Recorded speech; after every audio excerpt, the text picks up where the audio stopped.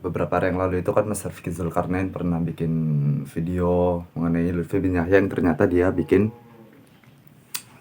satu buku baru yang berjudul Cahaya Merah Putih kalau nggak salah ya.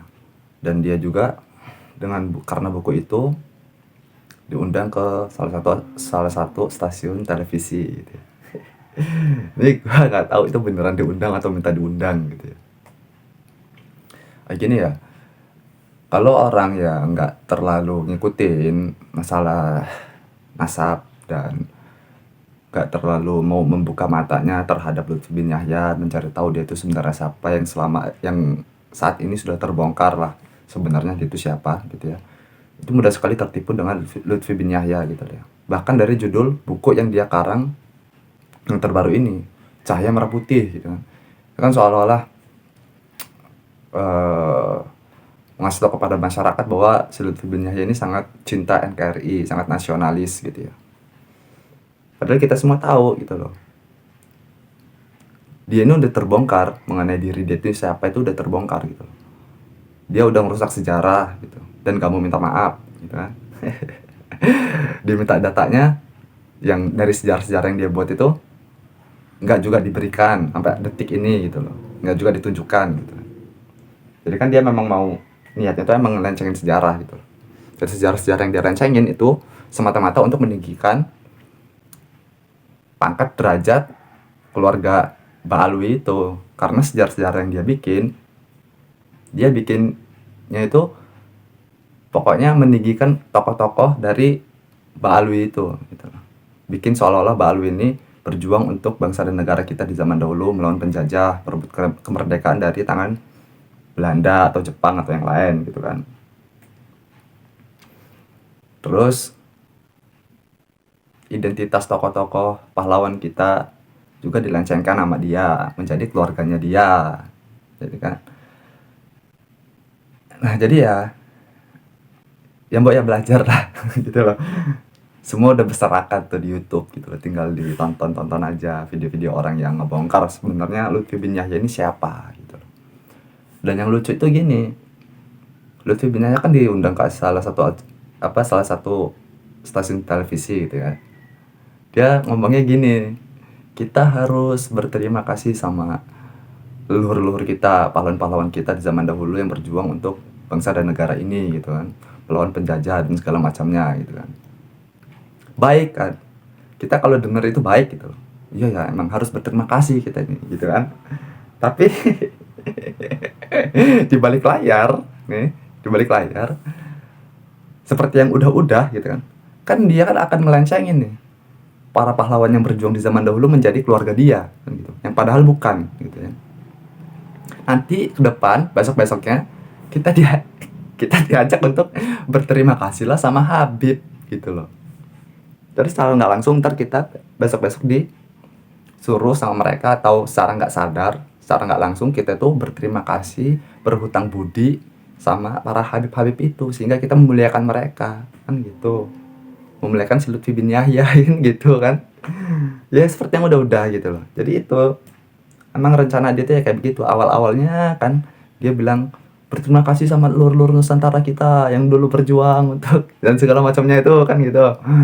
Nggak taunya leluhur-leluhur kita dibelokkan identitasnya sama si Lutfi bin Yahya menjadi Habib gitu.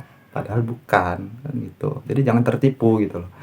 Dan apakah Lutfi bin Yahya itu beneran nasionalis? Enggak, tentu enggak. Dia itu bukan nasionalis, enggak. Karena orang yang nasionalis itu selain mencintai NKRI pasti harus juga mencintai Pancasila gitu loh.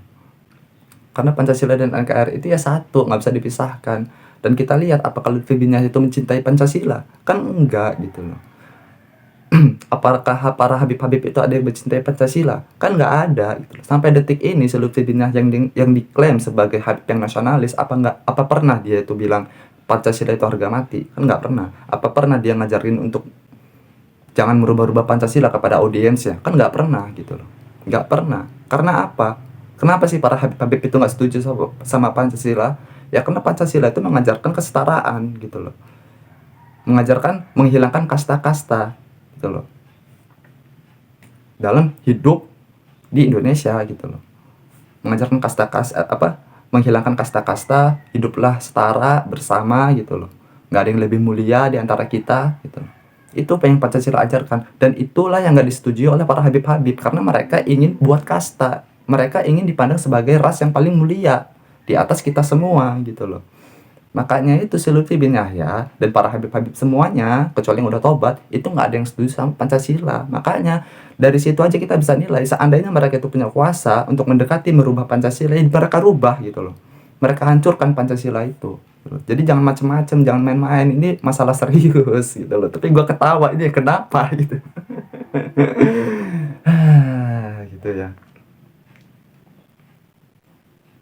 Dan dari panggilan aja gitu loh, dari panggilan aja mereka Habib, kita bukan Habib, itu kan udah buat kasta gitu loh. Karena sekali lagi panggilan Habib itu nggak sama sama gelar kiai. Kalau kiai itu kita manggil orang tuh kiai, itu artinya itu guru, kan gitu kan.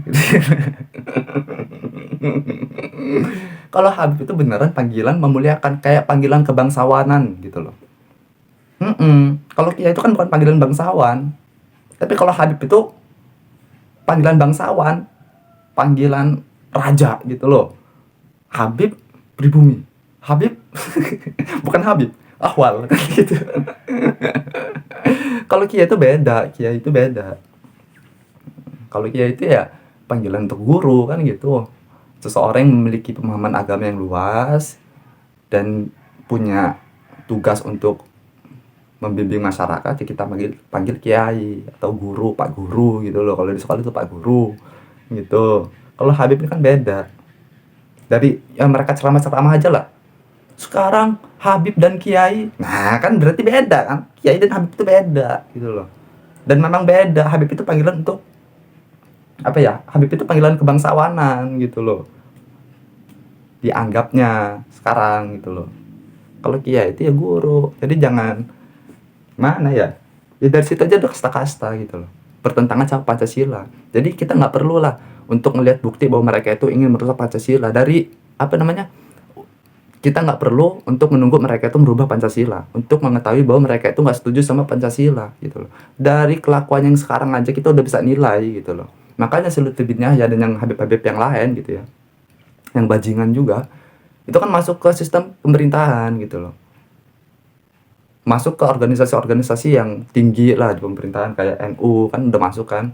Dan kerjaannya ngapain? Sekarang kita udah ngelihat kan, NU aja di apa sejarahnya dirusak gitu, dibelokkan, disisipin satu tokoh dari mereka yang mereka klaim, yang mereka tahu sama masyarakat bahwa tokoh dari mereka ini berjasa untuk NU gitu loh. Lagi-lagi pelakunya Lutfi bin Yahya itu si dukun dari Pekalongan itu loh. Dukun dia itu ternyata gitu. Bukan bukan orang soleh, bukan soleh apanya gitu. Soleh hidungnya. Dukun dia tuh. Iya. Nah, si Lutfi bin Yahya dan Habib yang lain gitu kan masuk ke pemerintahan gitu. Itu untuk apa sih sebenarnya? Untuk supaya akses mereka untuk merubah Pancasila semakin dekat gitu loh. Gitu. Nah, sekarang gini, apakah masyarakat sudah mengetahui atau merasakan betapa pentingnya Pancasila itu untuk kehidupan kita? Gitu loh. Kalian harus belajar, masyarakat ini harus merasa bahwa Pancasila itu sangat penting untuk kita. Seandainya nggak ada Pancasila, kita nggak bisa hidup seperti sekarang ini gitu loh. Bersatu menjadi negara yang kuat seperti sekarang ini, nggak bisa gitu loh. Seandainya nggak ada Pancasila, ya kita terpecah belah gitu loh. Dan kita mudah dikuasai oleh orang lain. Contohnya orang-orang yang apa namanya menjadi muhibinnya atau jongosnya para habib, pembantunya, budaknya, babunya para habib, itu mereka pasti nggak ngerti sama Pancasila, makanya mereka rela untuk menjadi jongos. Apalagi ini terbukti mereka itu bukan bangsa kita, mereka mudah menjadi jongos gitu karena mereka nggak ngerti Pancasila dan mereka emang tolol gitu.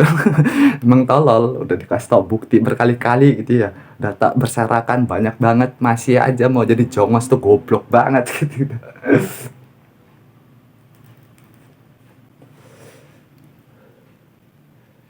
Ya kayaknya gitu aja. Udah lah, udah kelamaan ini 10 menit.